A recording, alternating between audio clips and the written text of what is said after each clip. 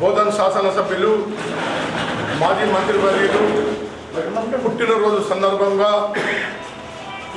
నిజామాబాద్ పట్టణంలోని బాపూజీ వాచనాలయంలో ఆయన జన్మదిన వేడుకలు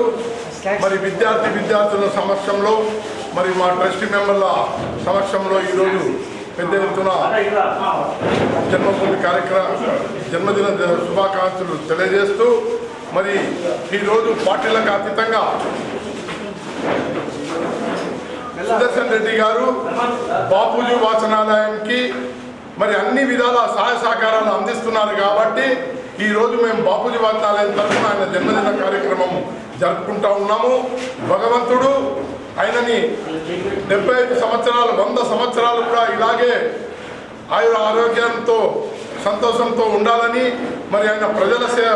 ప్రజల కొరకు సేవ చేయాలని మరి మున్ముందు కూడా ప్రజలకు సేవ చేయాలని మరి ఇప్పుడు కూడా ఆయన ఎన్నో పదవులు చేస్తూ మరి మంత్రిగా అలాగే శాసనసభ్యులుగా 4 సార్లు శాసనసభ్యులుగా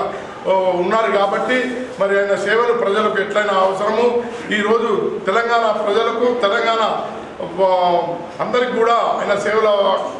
అవసరం కాబట్టి మరి ఆయన కూడా ఇంకా 100 సంవత్సరాలు కూడా సుఖ సంతోషంతో ఉండాలని వారి